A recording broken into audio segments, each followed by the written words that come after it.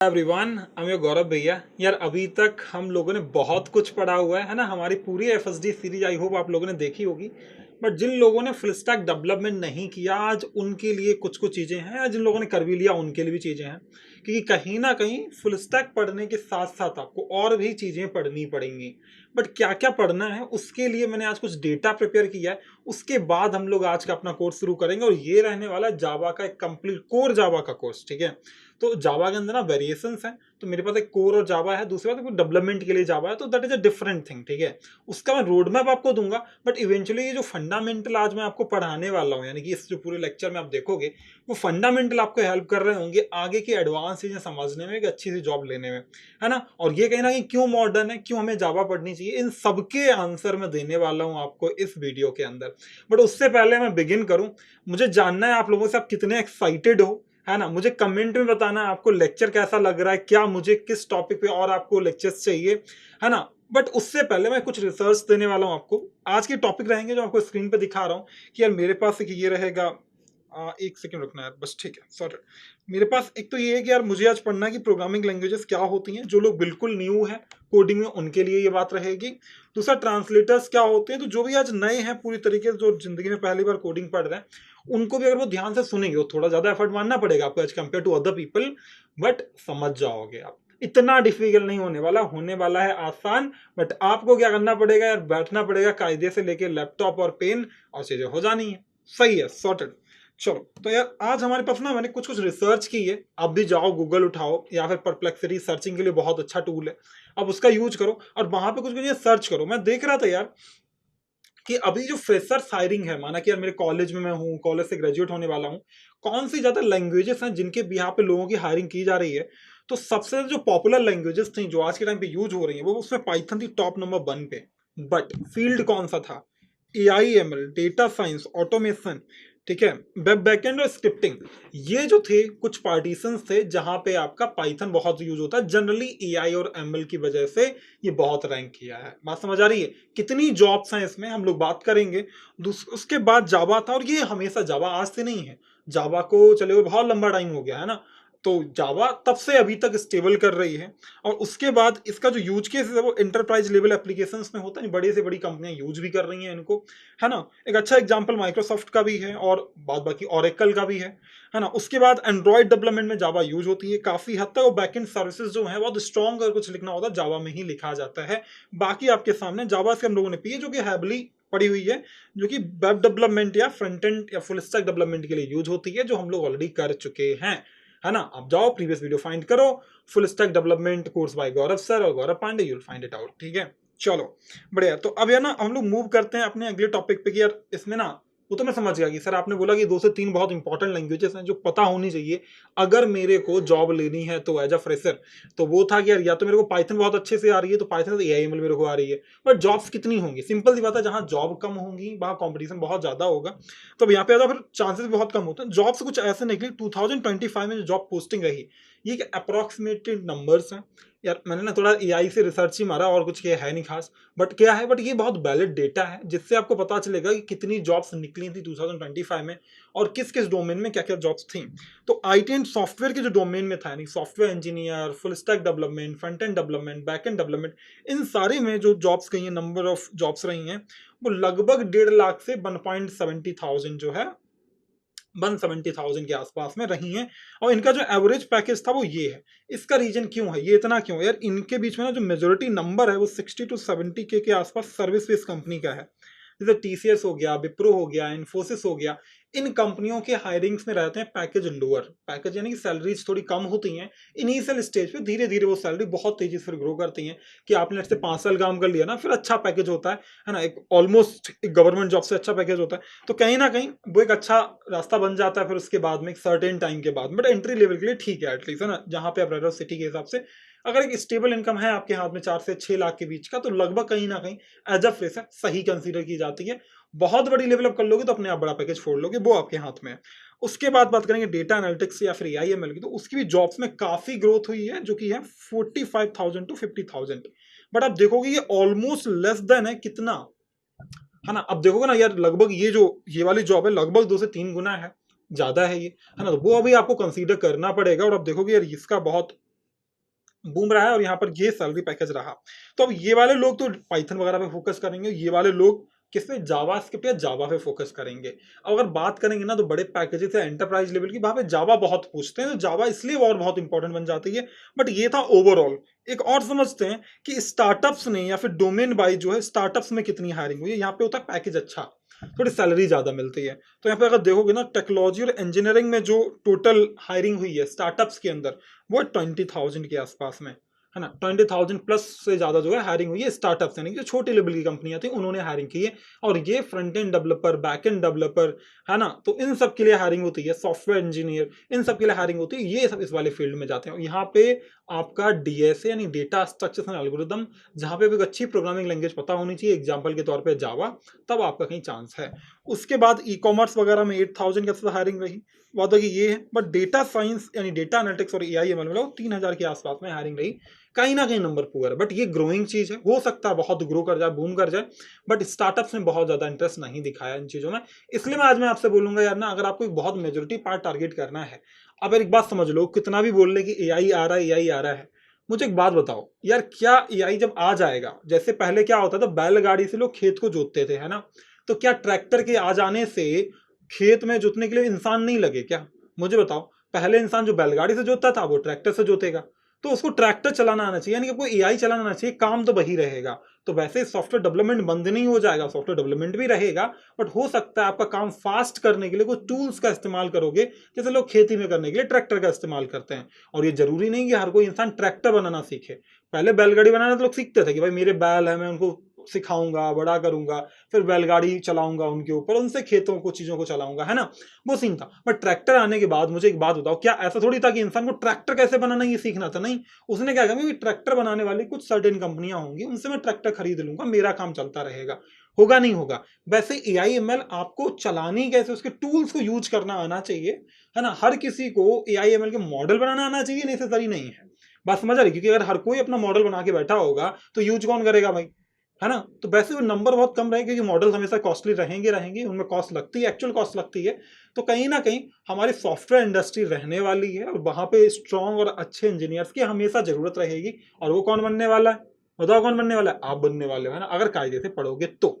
चलो भाई, तो अब हम लोग समझ गए यार, ओवरऑल सिनेरियो हम समझ गए कि ठीक है, कहीं ना कहीं जावा मेरे लिए एक बहुत इंपॉर्टेंट लैंग्वेज बन जाती है अगर मेरे को सॉफ्टवेयर इंजीनियरिंग में जॉब लेनी है आसानी से, तो है ना। तो जावा हमारा बहुत बड़ा रोल प्ले करने वाली है।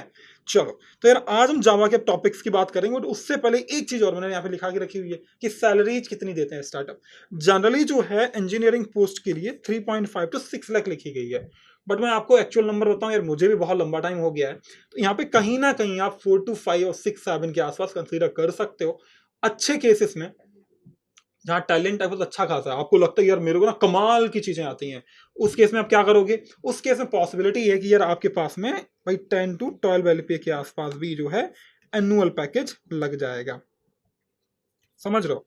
तो ये 12 लाख के ऐसा एनुअल पैकेज पॉसिबल है कि भाई मेरी ठीक है 1 लाख रुपए मंथली इनकम हो सकती है स्टार्टअप्स के अंदर भी। और बड़ी कंपनी में जिनको जावा बहुत अच्छे से आता है, डीएसए बहुत अच्छे से, वो लोग बहुत बड़ा पैकेजेस लेते हैं। वो आप गूगल कर लो, आपको पता चलेगा कि बड़ी कंपनियां जैसे गूगल, अमेजॉन, फेसबुक, फ्लिपकार्ट, ये अपने इंजीनियर्स को कितना पैसा देते हैं, है ना, जिनको अच्छे लेवल की चीजें आती हैं। आपको आइडिया लग जाएगा वहां से, है ना। ठीक है यार, बाकी आप देख लेना, एआईएमएल के लिए भी जो पैकेजेस थे वो ये थे, ठीक है, समवॉट गुड यार, है ना, समवॉट गुड। तो अब आ जाओ यहाँ पे, अब डिसाइड करो आपको क्या करना है। आज के मेरे टॉपिक्स थे जो मैं अब शुरू करने वाला हूँ, तो वन बाय वन के मैं टॉपिक लूंगा। पहला था प्रोग्रामिंग लैंग्वेज, ठीक है यार, बहुत ज़्यादा टाइम मैं आपसे यहाँ पे नहीं लेने वाला, ठीक है, मैं बहुत ज़्यादा आपका टाइम नहीं लूंगा। तो प्रोग्रामिंग लैंग्वेज क्या होता है थोड़ा थोड़ा बताऊंगा, बाद बाकी अपना गूगल है यार थ्योरी पढ़ने के लिए। आप जाओ, टॉपिक्स डालो, रीड कर लो। मैं आपको बस शुरुआत करा के कुछ अच्छे लेवल तक पहुंचाना चाहता हूँ कि आपके पास प्रैक्टिकल अंडरस्टैंडिंग हो, जॉब लेना आपका आसान हो जाए, बस वही मेरा पर्पस है। बाकी मुझे फर्क ही नहीं पड़ता, बस समझ आ रही। चलो आ जाओ यहाँ पे। प्रोग्रामिंग लैंग्वेज का क्या मतलब है? पहले क्या होता था, जब कंप्यूटर बने ना, तो कंप्यूटर से बात कैसे करोगे? मैंने बोला कि, है ना, अब मैंने बोला कि हाय कंप्यूटर, कंप्यूटर क्यों सुनेगा भाई? क्यों सुनेगा कंप्यूटर, है ना, नहीं सुनेगा ना, कैसे समझ पाएगा भाई? सुनने के लिए समझना भी तो पड़ता है। अब मुझे एक बात बताओ यार, एक चाइनीज इंसान है, एक इंडियन इंसान है, उसको मैंड्रीन आती है, तुमको हिंदी आती है, अब बोलो, है ना, वो इधर से कुछ कलेश करेगा, वो इधर से कुछ कलेश करेगा, दोनों घंटा को समझ नहीं आ रहा। बात समझ आ रही है? दोनों को समझ नहीं आ रहा। अब कैसे समझेंगे यार, ये कैसे समझेंगे? तो यार इनके लिए क्या करना पड़ेगा यार, या तो दो ऑप्शंस हैं, या तो जो चाइनीज इंसान है वो हिंदी सीख ले, और हमें थोड़े आलसी, हम चाइनीज सीखने से रहे, हम मैंडरिन सीखने से रहते ना, उनके पास ऑप्शन है कि भाई तुम अगर मेरे से बात करनी है ना, मेरे से काम करना, या तो तुम हिंदी सीख लो। बात समझ रही हो बेटा, हम तो बहुत बहुत शरीफ लोग हैं ना, हम नहीं सीखते। तो वो अलग बात है कि जोक्स अपार्ट, बट यहाँ पे क्या सीन है कि यार या तो दोनों को एक ही लैंग्वेज सीखनी पड़ेगी तब जाके काम हो सकता है, या फिर कोई बीच में कुछ ट्रांसलेटर लेके आओ तब काम हो सकता है। दो ऑप्शंस हैं हमारे पास में, है ना। अब यहाँ पे क्या होने वाला है, अब यहाँ पे क्या होने वाला है, जो ये इंसान था, ठीक है, इंसान था ये, एक भोला वाला इंसान, अब तुम समझ जाओ कौन है ये, ठीक है। अब ये भोला वाला इंसान था, उसने बोला कंप्यूटर, बोला हाय कंप्यूटर, नहीं सुना। बोला अच्छा क्यों कंप्यूटर नहीं सुन रहा, बोला कंप्यूटर पे देखो समझेगा क्या। तो पता चला कि यार कंप्यूटर जो है वो कहीं ना कहीं किससे चलता है, करंट से चलता है, इलेक्ट्रिसिटी से चलता है। तो या तो अब कंप्यूटर में करंट भेजोगे या नहीं भेजोगे, या तो स्विच ऑन करोगे या ऑफ करोगे, मतलब या तो जीरो करोगे या बंद करोगे। तो जीरो मतलब स्विच ऑफ होता है, बंद मतलब स्विच ऑन होता है। तो उसके बिहाफ पे मुझे इसके लिए कुछ लिखना पड़ेगा। तो लोगों ने क्या बोला कि भाई काम करें, मुझे इंस्ट्रक्शंस देने हैं, कंप्यूटर से काम तो कराना है। रिसर्च एंड डेवलपमेंट की टाइम की बात है, बहुत पहले की बात है, बहुत पहले की 1940 के आसपास की बात है। तब लोग क्या करते थे, भाई इसको अगर मुझे कुछ समझाना है, कुछ कोड लिखना है, तो उस टाइम पे जीरो और वन से कोड लिखा जाता था। अब यहाँ पे क्या था, जीरो और वन में कोड तो लिखा गया, कंप्यूटर समझ गया, कोई प्रॉब्लम नहीं है, मस्त चल रही है जिंदगी। और जीरो वन को पता क्या बोलेगा, बाइनरी। बाइनरी क्यों, बाई मतलब होता है दो, तो जहां पे दो डिजिट्स का काम होता है ना, वहां पे बाइनरी आ जाता है। तो जीरो और वन में दो इंडिविजुअल बिट्स हैं, उनसे हमारा काम हो रहा है, तो इनको बोला गया था बाइनरी लैंग्वेज, बाइनरी लैंग्वेज। या फिर आप बोल दो मशीन लेबल लैंग्वेज। क्या बोलोगे मुझे बताओ, मशीन लेबल लैंग्वेज, ठीक है। ये दो नाम, क्योंकि मशीन डायरेक्टली समझ लेती थी,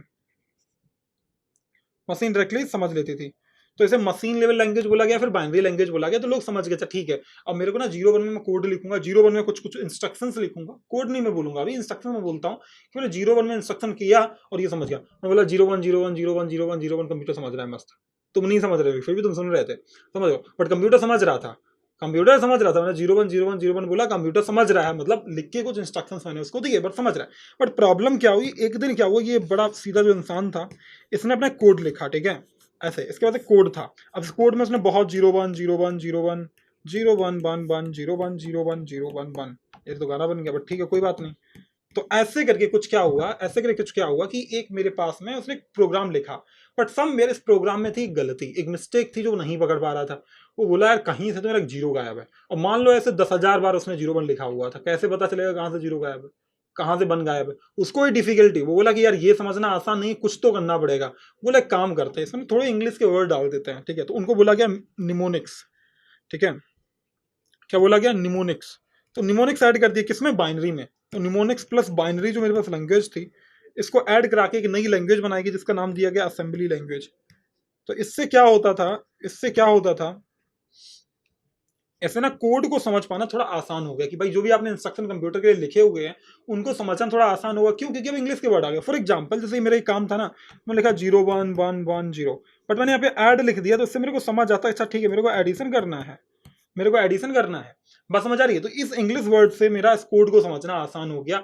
बट अभी भी एक चैलेंज रहा काफी हद तक, क्या हुआ कि भाई आपने कुछ वर्ड तो इंग्लिश के डाल दिए, बट अभी भी तो मेजोरिटी जो पार्ट है वो कहीं ना कहीं बाइनरी है, अभी भी उसको समझना बहुत डिफिकल्ट था। तो थर्ड नंबर का इवैल्यूएशन होता है जिसको बोला गया high level programming language, high level programming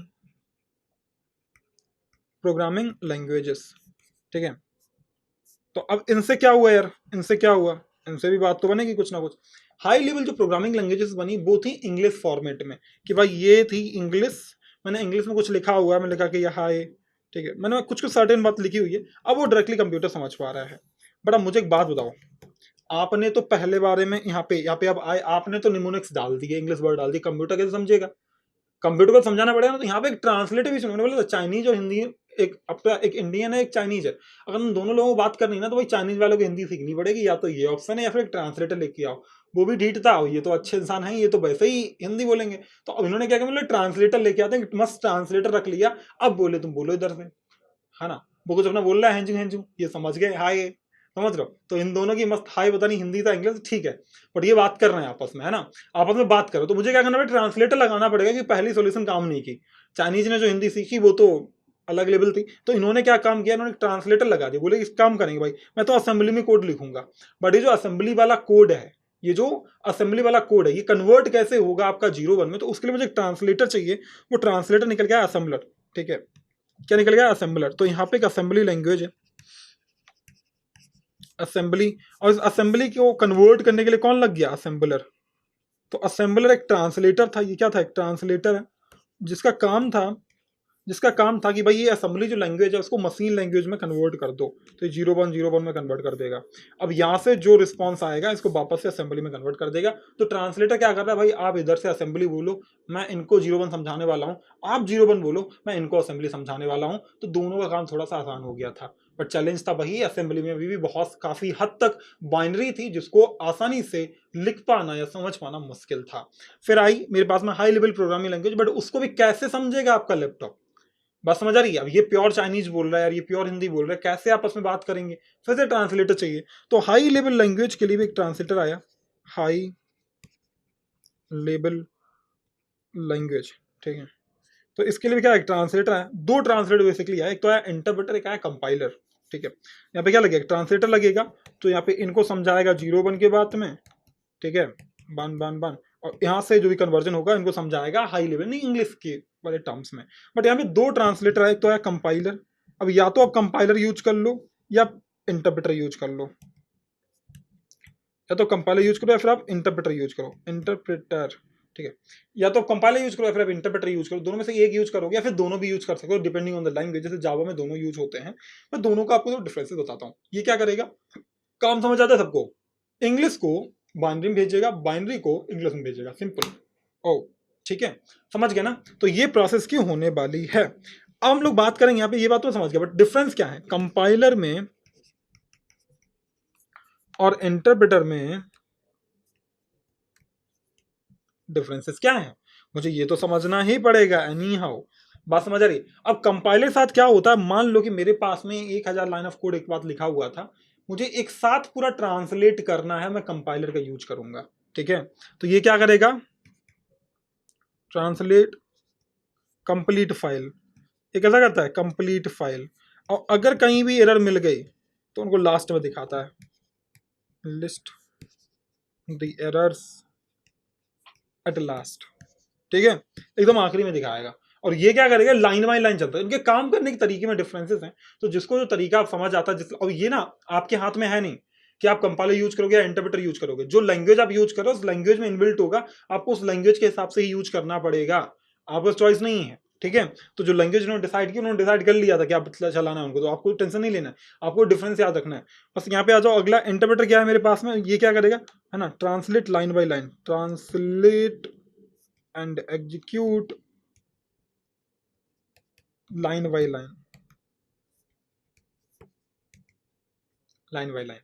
अब यहाँ पे क्या होगा कि भाई मेरे पास अगर 1000 लाइनें लिखी हुई थी ना, वहां पे अगर लेट्स से लाइन नंबर 10 भी मिस्टेक थी, तो ऊपर की तो 9 कोड चल जाएंगे, 9 लाइनें चल गई, लाइन नंबर 10 पे रुक जाएगा, बोले भाई इसको फिक्स करो, फिर आगे फिर आगे। तो अब इससे होगा क्या कि मान लो इसमें ना थोड़ा सबका एग्जीक्यूशन फास्ट है कहीं ना कहीं। अगर मेरे पास 1 लाख लाइन ऑफ कोड लिखा हुआ था, ठीक है, ये लाइन बाय लाइन चलाता चला गया, पूरा लोड नहीं करना पड़ा चलाने से पहले, है ना। तो ये बस वर्किंग का डिफरेंस है, बाकी और कुछ बड़ा डिफरेंसेस है नहीं। कंपाइलर वाले में क्या सीन था कि यहाँ पे पूरा कन्वर्ट होगा, ये कन्वर्ट करने के बाद में एक सेपरेट फाइल जनरेट करता है, ठीक है, एक बाइट कोड फाइल जनरेट होगी, या फिर आप जो भी बोल लो, बट बाइट कोड बोलते हैं जनरली उसको। तो क्या करेगा, सेपरेट फाइल मेरी ट्रांसलेट होकर जनरेट होती है, सेपरेट फाइल जनरेट करेगा, ठीक है, गेट जनरेटेड।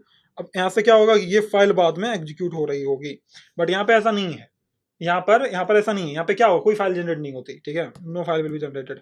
तो अब देख लो आप, no file will be generated, तो आपको डिफरेंस पता है। और आपको पता है कि लैंग्वेज बाय लैंग्वेज डिफर करेंगे, जैसा जिस लैंग्वेज का स्ट्रक्चर है, जिस पर्पज से उसको डिजाइन किया गया, उस पर्पज के लिए उसको यूज किया जाए। जैसे पाइथन में इंटरप्रेटर यूज होता है, जावा स्क्रिप्ट में इंटरप्रेटर यूज होता है, लेकिन जावा में पहले कंपाइलर यूज होता है फिर इंटरप्रेटर यूज होता है, ठीक है, आप समझ गए। और हाई लेवल लैंग्वेज के एग्जांपल्स हैं आपका जावा हो गया, या फिर आप पाइथन ले लो, जावा स्क्रिप्ट, तो ये हाई लेवल लैंग्वेजेस हैं, ठीक है। चलो यार, बढ़िया बढ़िया। तो आप लोग समझ गए ये ओवरऑल होती क्या चीज है। मैंने बहुत ब्रीफ में आपको बताई, not in very detail, but इतना काफी था जितना आपको इंटरव्यू पर्पज से या फिर सीखने की जरूरत थी, उतना आज आपको पता है, ठीक है। अब इसके बाद मेरा अगला टॉपिक शुरू होने वाला जावा का। तो मैं जावा की ना थोड़ी आपको हिस्ट्री दिखाता हूँ, मैं चलूंगा गूगल पे, ठीक है यार, बहुत इंपॉर्टेंट नहीं है, मैं क्यों दिखा रहा हूँ, जाओ यार वहां से आराम से एक बार रीड कर लो, ठीक है। हिस्ट्री पे मैं बहुत टाइम वेस्ट नहीं करने वाला, 2 से 3 चीजें बताऊंगा आपको, जावा हिस्ट्री, ठीक है, क्योंकि ये जॉब के लिए बिल्कुल भी हेल्पफुल नहीं है। तो यार ये ना, अब ये देखो, जावा जो थी इनिशियली डेवलप की थी किसने, जेम्स गॉसलिंग ने। मुझे लगा थोड़ी सी हिस्ट्री में बतानी चाहिए 1991 में, ठीक है, मैं बता देता हूँ थोड़ा सा ना। मैं हल्की सी हिस्ट्री बता देता हूँ आपको। तो जावा क्या था कि ना, जेम्स गॉसलिंग करके एक इंसान था। कौन था? James Gosling. कब? 1991 में। कहाँ काम करते थे? सन माइक्रो सिस्टम नाम की कंपनी हुआ करती थी। सन माइक्रो सिस्टम नाम की कंपनी हुआ करती थी जिसके अंदर ये काम करते थे। इनसे बोला गया कि एक ऐसी प्रोग्रामिंग लैंग्वेज बनाओ जो इलेक्ट्रॉनिक डिवाइसेस में चल के कुछ कुछ चीजें कर ले, जैसे वॉच हो गई या फिर कोई और इलेक्ट्रॉनिक अप्लायंसेस हो गए, उनके लिए एक लैंग्वेज बनाओ। तो इन्होंने सोचा ठीक है बनाते हैं। इसके लिए उन्होंने क्या काम किया कि टीम फॉर्म की, और उस टीम का उन्होंने नाम दिया ग्रीन टीम। क्या नाम दिया? Green team. Green team. अभी ग्रीन टीम ने क्या काम किया कि ग्रीन टीम ने एक लैंग्वेज बनाई। तो उन्होंने सोचा भाई लैंग्वेज का नाम क्या होना चाहिए। इनकी जो इंजीनियरिंग टीम थी जेम्स गॉसलिंग जी की, तो इन्होंने क्या बोला कि भाई यार इसका नाम क्या होना चाहिए भाई लैंग्वेज का। तो उन्होंने बोला ग्रीन टीम है तो ग्रीन टॉक कर लेते हैं, जैसे हम लोग पूरी टीम आपस में बात करती है वैसे इसका भी नाम रख लेते हैं। तो इन्होंने क्या करा, जो जावा का पहला नाम था वो था ग्रीन टॉक। वो क्या था? Green talk. फिर उन्होंने बोला कि यार ये ना थोड़ी टाइम कुछ तक समय तक ये चला। उसके बाद उन्होंने सोचा यार यार एक मजा नहीं आया, पता नहीं ये प्रोफेशनल नहीं लग रहा। कैसा नहीं लगा? प्रोफेशनल नहीं लग रहा। मतलब आज इंडस्ट्री में अगर कुछ पब्लिश कर रहे हैं तो थोड़ा सा जेन्युइन लगना चाहिए, मतलब सब थोड़ा प्रोफेशनल लगना चाहिए, वो नहीं लग रहा है। तो उन्होंने बोला अच्छा ठीक है कुछ और नाम रख लेते हैं। फिर उन्होंने नाम रखा ओक। क्या रखा? ओक। अब ओक क्यों रखा? क्योंकि ओक जो था एक होली ट्री है मल्टीपल कंट्रीज में, ठीक है। तो वहां के हिसाब से उन्होंने क्या रख लिया? ओक रख लिया नाम कि भाई एक होली ट्री होता है, एक अच्छा नाम लग रहा है। बट प्रॉब्लम यही, ओक टेक्नोलॉजीज करके एक पहले से ही कंपनी ट्रेडमार्क थी। तो ये ओक नहीं रख सकते। इसको अगर इन्हें लॉन्च करना ऑफिशियल बनाना तो ये ओक नाम नहीं रख सकते। तो अब क्या प्रॉब्लम हुई भाई, ओक तो नहीं रखा जा सकता। तो फिर 1995 में क्या हुआ यहाँ पे, इसका नाम जावा कैसे पड़ा? इसका नाम जावा कैसे पड़ा? जो जेम्स गॉसलिंग जी थे वो अपने ऑफिस के बाहर निकले और कॉफी पीने के लिए खड़े हो गए। तो कॉफी पीते टाइम उन्होंने पता उन्होंने सोचा कि ये कॉफी पहली बार कहाँ बनी होगी। तो जावा एक आइलैंड है इंडोनेशिया में जहाँ पे कॉफी बीन्स पहली बार प्रोड्यूस हुए थे। ठीक है, जावा क्या है? एक आइलैंड है, कहाँ पे? इंडोनेशिया में, जहाँ पे कॉफी बीन्स पहली बार प्रोड्यूस हुए थे। और उसके नाम पे इन्होंने इसका नाम क्या रख लिया? जावा रख लिया। बात समझ आ रही है? इसका नाम क्या रख लिया? जावा रख लिया। और तब से ये जावा के नाम से आज तक पॉपुलर है। और ये 1995 के बाद 1996 में इसका पब्लिक वर्जन आ गया था। बात समझ आ रही है? तो फिर ये जावा कैसे पड़ा, आई होप आपको पूरी स्टोरी समझ आ गई। बाद बाकी मैंने आपको दिखा दिया है। अब गूगल पे जाओ, आराम से समझो कि ये सब कैसे, क्या क्या इनकी क्या क्या हिस्ट्री बनी। ठीक है, चलो बढ़िया। अब आ जाते हैं यहाँ पे हम वापस। ठीक है, अब आ जाते हैं वापस। तो ये हम समझ गए कि ठीक है जावा कैसे कैसे कैसे करके बनी। बट ठीक है, जावा को चलाने के लिए क्या क्या चाहिए? देखो ठीक है, पहले जावा कुछ इंपॉर्टेंट फीचर जानते हैं। ठीक है, जावा के फीचर, जावा का फायदा क्या है, जावा कुछ फीचर्स हैं जो आपको पता होने चाहिए, फिर हम बात करेंगे इनके बारे में। यार फीचर्स की स्पेलिंग गलत लिख दी यार, ये भी एक नया फीचर है। ठीक है, तो वी आर डेवलपर्स, हम लोग गलतियां नहीं करते। हम लोग जो गलतियां करते हैं वो एक नया फीचर होता है बस। ठीक है भाई, है ना। मतलब ऐसा होता है कभी कभी ना, प्रोडक्ट टीम के पास में जाओ और पता चल रहा है एक बटन पे क्लिक कर रहा हूँ, थोड़ी साइड में भाग जा रही है बोलने क्या, नहीं ये गलती नहीं है, ये क्या है, ये नया फीचर है, ये नया मेरा नया यूआई है, संभालो। ठीक है, तुम समझ जाओ। खैर जावा के फीचर्स की बात करें, बट फीचर में लिखना दोबारा लिखना चाहिए मेरे को, ये फीचर कुछ ज़्यादा ही कचड़ा हो गया है। ठीक है, चलो यार, तो मैं यहाँ पे आ गया। इधर आने के बाद मैंने लिखा जावा, फिर से जावा लिख दिया यार। इतना तो गलती लोग बाइनरी लिखने में नहीं करते थे। जावा फीचर्स, ठीक है, जावा फीचर्स, बढ़िया, हम समझ गए। अब जावा फीचर्स में क्या है कि प्लेटफॉर्म इंडिपेंडेंट, इसका क्या मतलब है? प्लेटफॉर्म, देखो अभी नहीं समझा तो मत समझना, ठीक है, ये बहुत इंपॉर्टेंट बात अभी है भी नहीं, समय आते हुए समझ जाओगे ना। तो ये प्लेटफॉर्म इंडिपेंडेंट है, इसका क्या मतलब होता है? इसका मतलब है कि आपने अगर विंडोज के लैपटॉप पे कोई एप्लीकेशन बनाया तो मैक पे भी चला सकते हो। बात समझ आ रही है? तो ये क्या है कि भाई जरूरी नहीं जिस सिस्टम पे बनाया उसी पे चलेगा, कहीं भी चला सकते हो, किसी भी ऑपरेटिंग सिस्टम पे चला सकते हो, इसलिए इसको बोलते हैं प्लेटफॉर्म इंडिपेंडेंट। दूसरा दूसरा इसमें जो कोड है वो कैसा ऊप्स कॉन्सेप्ट सपोर्ट करता है। मतलब हर कुछ ना ऑब्जेक्ट और क्लास के फॉर्मेट में लिखा जाएगा। मुझे पता ये बात बिल्कुल समझ नहीं आई, तुम्हें समझना ही नहीं अभी, ऊप्स में जब पढ़ाऊंगा तो समझ जाना। ठीक है, तीसरा इसमें स्ट्रॉन्ग सिक्योरिटी फीचर्स है। ठीक है, तो ये सिक्योरिटी वाइज भी बेटर है। पॉइंटर सपोर्ट नहीं कराता, ये भी नहीं समझ आया, कोई बात नहीं, छोड़ दो अभी के लिए। बट खैर अभी के लिए मोटा मोटा फीचर मैं सारा लिखूंगा भी नहीं, मैं लिखूंगा तो तुम्हारे बाउंस पड़ने वाला है। तो इतना समझ लो अभी के लिए कि जावा के पास ना एक बहुत अच्छा फीचर है प्लेटफॉर्म इंडिपेंडेंट का, कि भाई मैंने एक पे बनाया दूसरे पे मैं यूज कर सकता हूँ आसानी से। एक वो फीचर हो गया। दूसरा कहीं ना कहीं बड़े इंटरप्राइज लेवल पर अगर मेरे को सॉफ्टवेयर बनाने हैं तो मुझे जावा यूज करनी पड़ेगी। बहुत पॉपुलर लैंग्वेज है इसलिए लर्निंग मटेरियल आसानी से मिल जाता है ना। और उसके अंदर ऊप्स कॉन्सेप्ट सपोर्ट करता है, तो हम फ्यूचर में देखेंगे। बाद बाकी गूगल कर लेना फीचर्स के लिए। ठीक है, बढ़िया, क्योंकि मुझे तो आपको प्रैक्टिकल चीजें सिखानी हैं। यार जावा को चलाने के लिए, जावा को प्लेटफॉर्म इंडिपेंडेंट कौन बनाता है? तो पता है, जैसे अब मैं आपसे बोलूँ कि यार किसी भी ना इंसान को ना क्या करना है, घर बनाना है, तो उसको क्या लाना पड़ेगा, अपनी किट लानी पड़ेगी, और उस किट के अंदर उसको लाना पड़ेगा, आप लाओ लेके आओ। बट घर बनाने के लिए बहुत सारी चीज़ें चाहिए होती हैं। एक ज़मीन चाहिए होगी, फिर ब्रिक्स चाहिए होंगे, यानी ईंटें चाहिए होंगी, फिर सीमेंट चाहिए होगा, ये मिस्त्री चाहिए होगा, एक लेबर चाहिए होगी, और भी बहुत सारी चीज़ें चाहिए, नहीं चाहिए उसको कम। जब पूरा सब कुछ आ जाएगा तब कहीं जाके आपको एक घर बन पाएगा। वैसे जावा से अगर आपको एप्लीकेशन बनाना है तो आपको क्या चाहिए भाई, आपको ना एक लैपटॉप चाहिए जिसके अंदर आप कुछ कोड लिख पाओ। अब उस लैपटॉप के अंदर आप कोड लिख पाओगे नहीं लिख पाओगे, ये एक बात पर निर्भर करता है, जिसका नाम है JDK। क्या है JDK? इसको बोलते हैं जावा डेवलपमेंट किट। अब ये वो पूरी किट है जिसके अंदर सारे टूल्स और सब कुछ अवेलेबल है, कि अगर एक बार मैंने JDK इंस्टॉल कर ली तो मैं जावा एप्लीकेशन को बना भी सकता हूं और मैं जावा एप्लीकेशन को चला भी सकता हूं। बात समझ आ रही है? तो ये हो गया JDK, Java development kit. Java development kit, Java development kit, ठीक है। ये सभी को इंस्टॉल करनी पड़ेगी, उसके बाद ही आप जावा एप्लीकेशन को लिख पाओगे। और JDK के अंदर भी ना दो चीज़ें आती हैं बेसिकली। एक तो आता है मेरे पास में JRE, तो मान लेता हूँ थोड़ी देर के लिए मेरा JDK है, ये क्या है JDK, जिसके अंदर क्या होगा, JRE होगा, जावा रन टाइम एनवायरमेंट। इसका क्या मतलब होता है, इसके अंदर क्या है भाई, तो ये तो JDK जो है पूरा JRE प्लस बहुत सारी लाइब्रेरीज एंड टूल से मिलकर बना हुआ है। लाइब्रेरीज, टूल्स, ट्रांसलेटर्स, इन सब से बना हुआ है। वैसे JRE के अंदर क्या, आप JRE है, JRE के अंदर कौन आता है, JVM आता है। कौन आता है, JVM, जावा वर्चुअल मशीन। तो जावा वर्चुअल मशीन के साथ में मेरे पास में इसका ट्रांसलेटर्स हो गया, जैसे आपका इंटरप्रेटर हो गया, तो वो चीज़ें भी इसके अंदर आ जाती हैं, ठीक है। मैं लिख भी देता हूँ, ट्रांसलेटर और फिर कुछ टूल चाहिए, वो आप देख लेना यार, बहुत थ्योरी मेरे में इंटरेस्टेड भी नहीं है मुझे, और बस थोड़ा पता होना चाहिए हल्के लेवल पे, तो जाके एक्सप्लोर करना एक बार, बट आप समझ जाओगे कि ठीक है यार, मेरा पूरा जो JDK है, JDK के अंदर कहीं ना कहीं एक JRE आएगा, जावा रन टाइम एनवायरमेंट आएगा, जावा रन टाइम एनवायरमेंट, तो ये आएगा। दूसरा कौन आएगा, JVM आएगा, जावा वर्चुअल मशीन, जो कि JRE के अंदर आता है। तो जावा वर्चुअल मशीन क्या करेगा, JVM, Java virtual machine, Java virtual machine.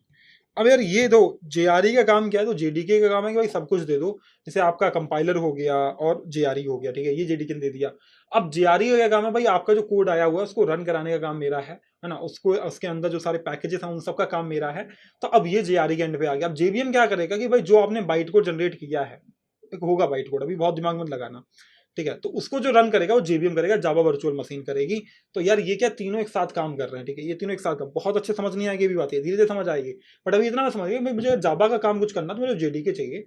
JDK के अंदर एक JRE आएगा, जावा रन टाइम एनवायरमेंट, जिसके अंदर एक JVM होगा और कुछ मेरे पास में टूल्स एंड ट्रांसलेटर्स होंगे, है ना, जिसके हेल्प से अपना काम कर पाऊंगा। उसके अंदर JVM होगा, और JVM क्या होगा, मेरी जो मैन फाइल है जिसको मुझे एग्जीक्यूट करना है, उसके एग्जीक्यूशन में हेल्प कर रहा होगा। अब क्या होता है कि JDK अगर जिसने इंस्टॉल कर लिया वो पूरा सब कुछ कर सकता है। JVM जिस जिस डिवाइसेस के अंदर होगा वहां पे आपका जावा एप्लीकेशन रन किया जा सकता है। मतलब ये कि हर किसी को JDK की जरूरत नहीं है, बट JVM की जरूरत हर किसी को है अगर जावा एप्लीकेशन चलाना है। आज जो एंड्रॉइड एप्लीकेशन आप यूज करते हो, बहुत सारे उनमें से एप्लीकेशन जो हैं वो जावा से बनाए गए हैं। बात समझ आ रही है? इसलिए बाई डिफॉल्ट हर किसी सिस्टम के अंदर ऑलमोस्ट एक होता ही है JVM, जावा वर्चुअल मशीन।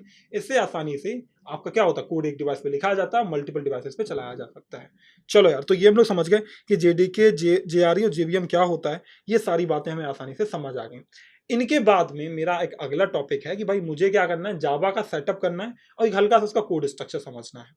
क्या करना है, जावा का सेटअप करना है और क्या करना है, कोड स्ट्रक्चर उसका समझना है। तो जावा के सेटअप के लिए मुझे क्या करना पड़ेगा, जावा के सेटअप के लिए मुझे क्या करना पड़ेगा, मुझे कहीं ना कहीं इंस्टॉल करना पड़ेगा JDK को। JDK को आप इंस्टॉल करो। JDK आपने इंस्टॉल कर ली, कोड लिखने के लिए एक जगह चाहिए जिसको हम बोलेंगे IDE। क्या बोलेंगे, IDE, इंटीग्रेटेड डेवलपमेंट एनवायरनमेंट। धीरे धीरे आदत हो जाएगी, मैं सच बता रहा हूँ, बट ना शुरू में थोड़ा डिफिकल्ट लगता है। और जावा अपने आप में एक बहुत डिफिकल्ट चीज़ है जो लोगों को अपने आप डरा देती है यार, बट सच में जिस लोग ध्यान से पढ़ते हैं ना उनको बहुत मजा आता है। ठीक है, तो इंटीग्रेटेड डेवलपमेंट एनवायरनमेंट ये मैं डाउनलोड करना पड़ेगा, इन दोनों के कॉम्बिनेशन से मेरा सेटअप कंप्लीट हो जाएगा। अब IDE में तुम्हारे पास चॉइस है, बहुत सारे लोग इंटेलिजे आइडिया का यूज करते हैं जो स्पेशली जावा के लिए है, इंटेलिजे। तो इसका ना कम्युनिटी वर्जन फ्री है, बाकी पेड है, ठीक है। जो लोग है ना बाद में उनके अदर वर्जन जो एडिशन वर्जन है, तो वो बाद में उनका क्या है कि वो पेड है, तो हमें फ्री वाले से काम चलाना। दूसरा मेरे पास हो सकता है या तो मैं ये कर लूँ या मैं BS कोड कर लूँ, दोनों से मेरा काम चल सकता है, बट इंटेलिजी में बाद में प्रोजेक्ट करने पर आपको मदद मिलेगी, ठीक है। जब आप जावा के कुछ बड़े प्रोजेक्ट्स बनाओगे तब आपको इसमें बहुत हेल्प रहेगी। तो कैसे इंस्टॉल करोगे, यहाँ पे चलते हैं अपन, और यहाँ चलने के बाद में यहाँ पे आप सर्च कर लो इंटेलीजे, पहले तो आप वो डाउनलोड करो जेडीके को, ठीक है, जेडीके, ठीक है, डाउनलोड। तो यहाँ पे ना यहाँ पे जाओगे आप जेडीके डाउनलोड करोगे तो अब लेटेस्ट वर्जन कर लो यार। मैं बोलूँगा 24 तो बहुत नया है, इसमें एरर होने के चांसेस हैं। अब जेडीके 21 कर लो एटलीस्ट। तो यहाँ पे आपका ऑपरेटिंग सिस्टम चूज कर लेना कि लेट्स से मेरे पास तो मैक ओएस के लिए क्लिक करूंगा, तो मेरे मैक ओएस के लिए मैं इसको डीएमजी इंस्टॉलर पे क्लिक करके डाउनलोड कर लूंगा। अब विंडोज पे जाना और देखना आपका सिस्टम कितने बिट है। अगर 64 बिट है तो इसको डाउनलोड कर लो, 64 बिट इंस्टॉलर को, है ना। यहाँ पे जाओ डाउनलोड पे क्लिक करो, डाउनलोड हो जाएगा आपका। बस समझ रही है। जब ये डाउनलोड एक बार हो जाए, मैं आपको दिखा भी देता हूँ, मैक ओएस के लिए मैं कर लूंगा यहाँ पे। तो मैं इसको इंस्टॉल में एक बार क्लिक कर देता हूँ, तो जैसे डाउनलोड हो जाएगा ना, डाउनलोड होने के बाद में आई होप मेरा इंटरनेट सही चल रहा हो यार। बीहाइव जोन कनेक्टेड है, मैं दूसरा कनेक्ट कर लेता हूँ यार ना। यहाँ पे मेरे पास अड्डा का फास्ट इंटरनेट है, मैं उसका यूज करूंगा ताकि मेरी एकदम चीज ना सुपर फास्ट हो जाए, ठीक है। चलो सही लग रहा है मेरे को यार। अब ये अड्डा वाला चल गया तो मजा आ जाएगा, ठीक है। बढ़िया, अगर ये चल गया तो फास्ट हो जाना। ये बड़े टाइम दिखा रहा है, रिज्यूमिंग दिखा रहा है यार, कर ले भाई, ऐसा मत कर यार, ठीक है। एक बार ये जब आपका डाउनलोड हो जाएगा ना, मैं फिर आपको दिखाता हूँ। उसके साथ साथ आपको क्या करना है, आपको सर्च करना है फिर इंटेलीजे आइडिया। क्या सर्च करना है, इंटेलीजे आइडिया, ठीक है। तो इसको ना डाउनलोड करने के लिए क्लिक करते हैं। तो अब डाउनलोड करने मेरे पास में दो ऑप्शन है, एक तो अल्टीमेट है, अल्टीमेट पेड है, मेरे को कम्युनिटी वर्जन करना है जो कि फ्री में है, ठीक है। ये रहा यहाँ पे इंटेलीजे आइडिया कम्युनिटी एडिशन। मेरे के लिए मेरे पास एप्पल सिलिकॉन की जो चिप है उसके लिए दिखा रहा है। आप लोग विंडोज के लिए सर्च करना, विंडोज के लिए आ जाएगा, डाउनलोड पे क्लिक करके डाउनलोड कर लेना। मेरा सिलिकॉन वाले मैं इस पर क्लिक करूंगा और मेरा डाउनलोड होना शुरू हो गया। तो दो चीजें डाउनलोड हो रही हैं, ठीक है। ये बट इंटरनेट स्लो चला, ये तो जीबीज में है भाई, इसमें बहुत टाइम लगेगा, ठीक है। आप लोग कर लेना डाउनलोड। डाउनलोड होने के बाद कैसा दिखेगा वो मैं आपको दिखा देता हूँ एक बार, ठीक है। तो ये 2 मिनट दिखा रहा है, कुछ 2 से 3 मिनट दिखा रहा है, और ये वाला तो रिज्यूम कर रहा है, ठीक है। पॉज में रिज्यूम पे क्लिक करूंगा तो दोनों में से कुछ तो इंस्टॉल हो जा भाई। जैसे कि ये हो जाएगा ना, उसके बाद आप क्या करोगे, इनको इंस्टॉल करोगे। और एक बार ये इंस्टॉलेशन सेटअप डन हो गया तो अभी मैं आपको थोड़ी देर के लिए दिखा देता हूँ ये चीज़ें कैसे दिखती हैं। अच्छा एक चीज़ और है, मैक वाले के लिए डायरेक्टली सेटअप हो जाएगा, इंस्टॉल इंस्टॉल इंस्टॉल करोगे ये अपने आप चल जाएगा। विंडोज वाले लोगों को क्या करना होगा, आप ऐसे जाओ, अब यहाँ पे सर्च करो JDK सेटअप फॉर विंडोज, ठीक है। अब विंडोज अपना नाम दे देना यार, विंडोज 11 या 10 जो भी है आपके पास में सबका नाम दे देना। अब यहाँ पे ना आपको इन्वायरमेंट वेरिएबल सेट करना पड़ता है विंडोज के अंदर, ठीक है। तो आप क्या करोगे, ये यहाँ पे ना मुझे लगता है GFG ने अगर कोई प्रोसेस दे दी हो तो आप देख लेना कि आप क्या करोगे। तो ओरेकल की साइट से आप गए, आपने इसको डाउनलोड किया, डाउनलोड करने के बाद आपने सेव कर लिया।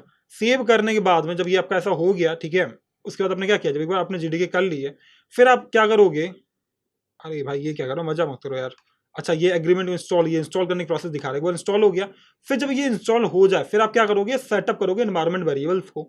तो एनवायरमेंट वेरिएबल्स कैसे सेट करते हो आप, यहाँ पे जाओ, ठीक है। यहाँ पे क्या सर्च करोगे, अपने सिस्टम में जाना, सिस्टम में सर्च करना सेट एनवायरमेंट वेरिएबल्स। जब वो ओपन हो जाए टास्क बार के अंदर, फिर इसको क्लिक करना, तो कुछ ऐसा इंटरफेस दिखेगा।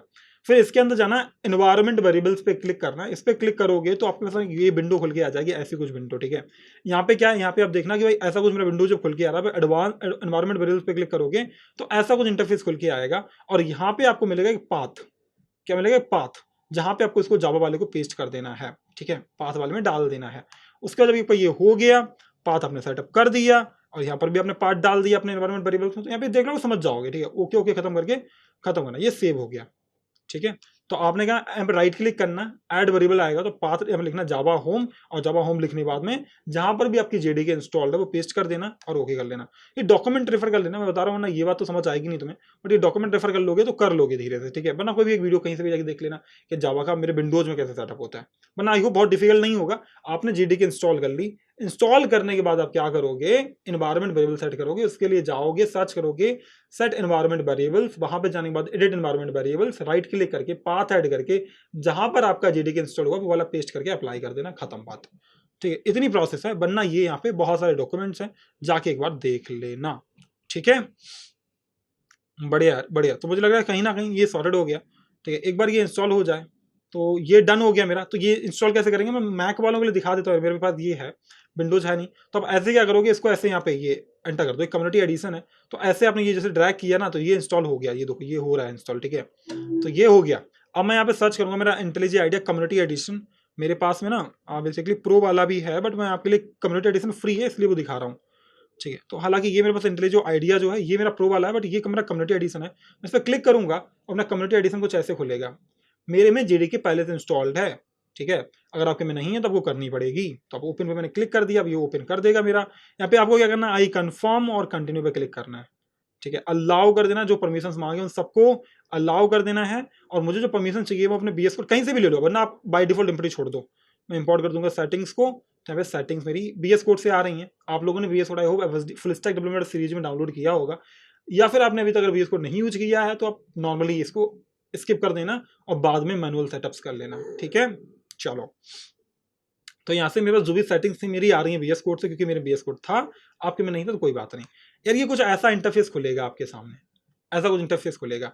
जब ये इंटरफेस खुले तो आप क्या करना है कि नया फोल्डर बनाना है यहाँ पे, ठीक है। एक नया मैंने फोल्डर बना लिया और मैं यहाँ पे लिखने वाला हूँ, इस फोल्डर का नाम आपका ही क्लास फोल्डर रखूंगा, ठीक है। और इसका कोड कहाँ मिलेगा वो टाइम आने में आपको बताऊंगा, गिटअप पे मिलेगा, ठीक है। मैं यहाँ करने वाला हूँ जावा सीरीज, ठीक है, जावा सीरीज मैंने ऐसे लिख दिया। अब मैं इसको ओपन करने वाला हूँ कहाँ पे, अपने इंटेलिजे के अंदर। मैं लिखूंगा यहाँ पे, सर्च करूंगा इंटेलिजे आइडिया सीई कम्युनिटी एडिशन। मेरा कम्युनिटी एडिशन ओपन हो गया।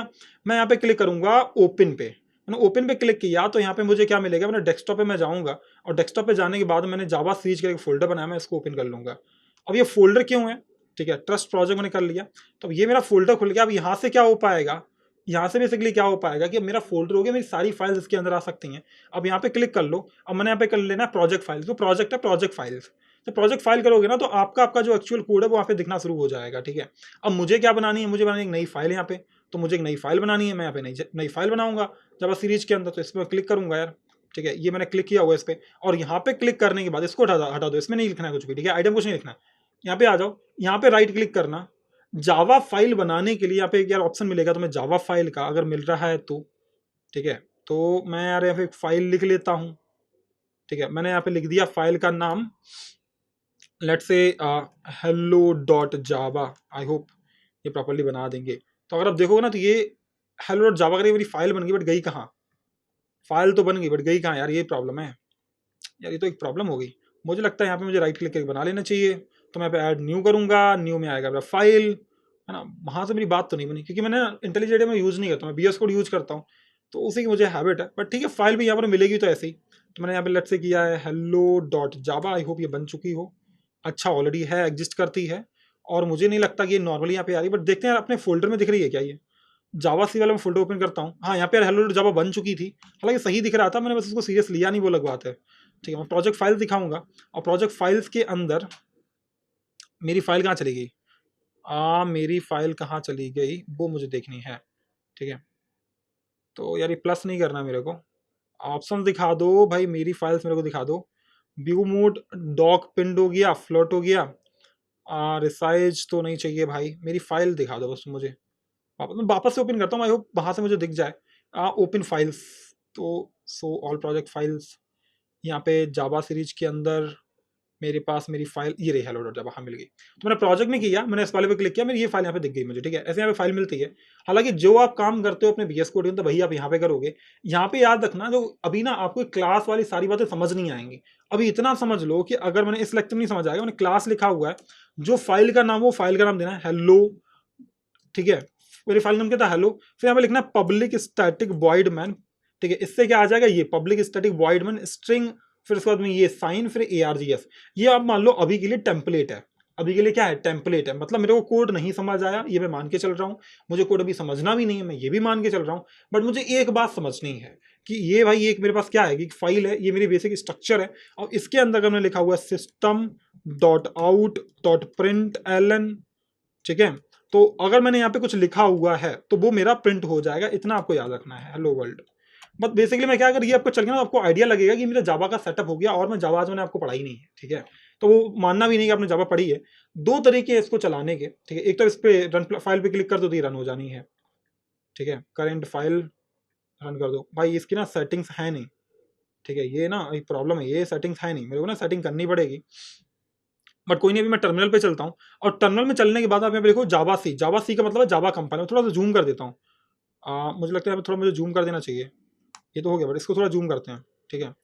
तो यहाँ पे जावा सी का मतलब है जावा कंपाइलर। क्या है, जावा कंपाइलर। ये कंपाइलर क्या करेगा, आपकी इस फाइल को कंपाइल करेगा। तो अब यहाँ पे लिखो hello.java।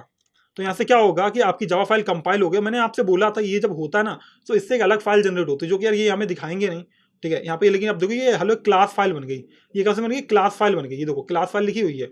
और ये क्या है? ये वही बाइट कोड फाइल है जिसको कौन करेगा? इंटरप्रेटर आपके विद जेवीएम रन करेगा। बात समझ आ रही है? तो जैसे आप इसको कंपाइल करोगे एक दूसरी फाइल बनेगी, क्लास फाइल बनेगी, है ना। तो वो क्या हुआ? कंपाइलर ने बनाई एक अलग फाइल जिसके अंदर बाइट कोड, ठीक है। फिर हम यहाँ पे लिखने वाले हैं जावा, ठीक है।